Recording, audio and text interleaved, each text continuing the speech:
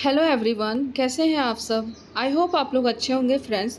जैसा कि आप लोगों को पता है एसएससी फेज़ 12 का एग्ज़ाम शुरू हो गया है और आज का है ये 20 जून फर्स्ट शिफ्ट का। देखते हैं क्या क्या क्वेश्चन पूछा है जो कि आपके आने वाले एग्ज़ाम में बहुत इंपॉर्टेंट होंगे। अगर आपका एसएससी का कोई भी एग्ज़ाम्स है तो ये सारे तो क्वेश्चंस पूछे ही जाते हैं, रिपीटेड होते हैं। तो चलिए फ्रेंड्स देखते हैं और क्वेश्चन पे आते हैं। पहला है क्वेश्चन, बोनालू किस राज्य का वार्षिक त्यौहार है। तो ये आपका हो जाएगा तेलंगाना। तेलंगाना का ये बोनालू जो है राज्य का वार्षिक त्यौहार है जो कि वर्ष में होता है। और इसका अगर वर्ष पूछा जाए तो सेलिब्रेटेड होता है आपका जुलाई अगस्त या फिर मास में, हिंदी मंथ में अगर पूछा जाए तो आषाढ़ मास में होता है। नेक्स्ट है आपका कन्नौज का युद्ध। कन्नौज का युद्ध आपका 1540 में होता है और ये हुआ था आपका शेरशाह सूरी और हुमायूं के बीच में हुआ था और इसको हम लोग बिलग्राम का युद्ध भी भूलते हैं। नेक्स्ट आपका है जलियांवाला बाग के विरोध में नाइटहुड की उपाधि वापस किसने की थी। तो ये तो सबको पता है कि रविन्द्रनाथ टैगोर ने ही की थी, जो कि 13 जुलाई 1919 ईस्वी में हुआ था, 13 अप्रैल को, सॉरी।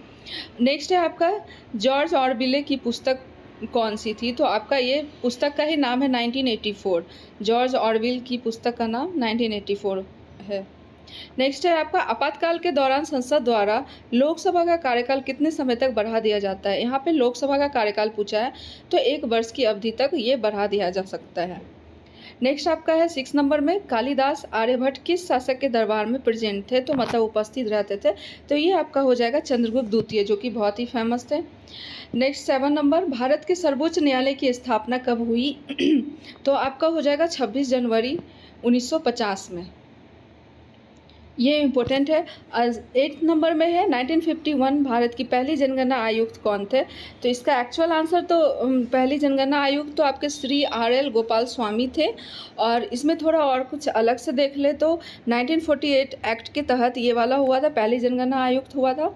और ये अंडर जो है मिनिस्ट्री ऑफ होम के अंतर्गत आता है, यानी होम मिनिस्ट्री के अंदर आता है। और अगर इसमें क्वेश्चन में और भी सुधार किया जाए तो ये भी पूछा जा सकता है कि स्वतंत्रता के बाद भारत की पहली जनगणना आयुक्त कौन थे। तो भी यही आंसर हो जाएगा RL Gopal Swami. Next 9 number में है आपका असहयोग आंदोलन कब हुआ। तो 1 अगस्त 1920 में हुआ था। संशोधन प्रक्रिया आपका कौन से अनुच्छेद में है। तो आर्टिकल 368 में हो जाएगा। नेक्स्ट है आपका 11 नंबर, सरकार ने उज्ज्वला योजना को कितने वर्षों तक बढ़ा दिया। तो 1 साल तक इसको बढ़ा दिया गया है। और इस उज्ज्वला योजना के तहत जो है आपका LPG सिलेंडर वगैरह प्रोवाइड करवाती है। नेक्स्ट पूछा है सेर परियोजना कब शुरू हुई। तो ये आपका 15 अगस्त 2020 में शुरू हुई है। परियोजना से भी एक क्वेश्चन पूछा जा रहा है। नेक्स्ट 30 नंबर में है फर्स्ट सीमेंट संयंत्र कहाँ स्थापित किया गया। तो चेन्नई में 1904 में किया गया था, ये पोर्टलैंड करके है। नेक्स्ट 14 नंबर, राजस्थान की कला से संबंधित एक क्वेश्चन था। और यूनेस्को की सूची में टोटल स्थल कितने हैं शामिल 2023 तक।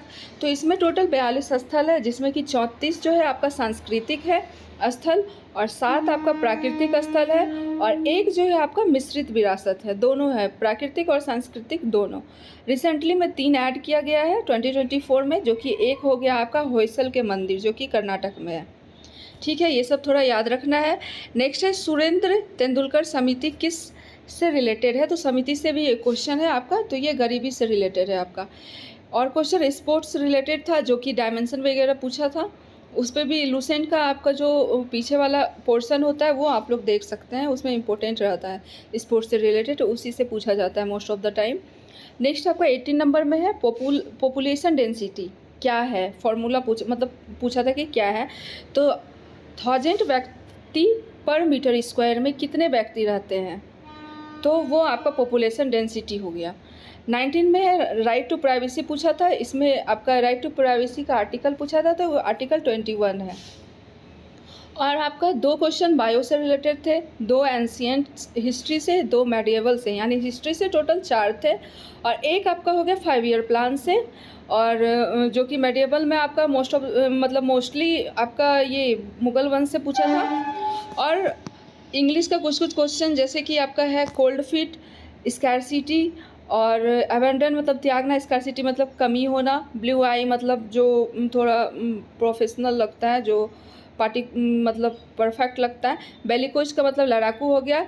और एक था कैरेट एंड स्ट्रिक्ट का मतलब अच्छा भी होता है बुरा भी होता है। टर्स पूछा था। एप्लीकेबल था शायद। और फिर ब्रेव था। रीजनिंग इजी था आपका। और बोला जा रहा है कि इंग्लिश में आपका वोकैब में कुछ कुछ वर्ड्स नया नया पूछे थे, आप प्रीवियस ईयर से नहीं थे। और क्वांट्स में आपका नंबर सिस्टम से 4 क्वेश्चन थे।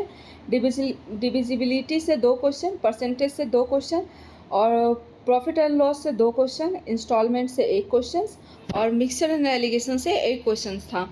और आप लोग अच्छे से प्रीवियस ईयर रिवाइज करके जाएं और चैप्टर वाइज देख लें और अच्छे से एग्ज़ाम दें। Thank you so much friends. ये तो रहा मेरा आज का एनालिसिस। और अगर अच्छा लगे तो please like share and subscribe कर दें guys. Thank you so much.